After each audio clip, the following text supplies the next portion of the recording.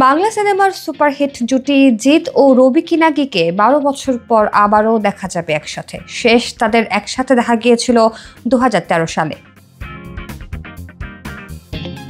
সম্প্রতি একটি ইউটিউব সাক্ষাৎকারে পরিচালক রবি কিনাগি নিশ্চিত করেছেন তিনি ২০২৫ সালে পরিচালনায় ফিরছেন এবং খুব শীঘ্রই জিতের সাথে নতুন একটি প্রজেক্টে কাজ করতে যাচ্ছেন।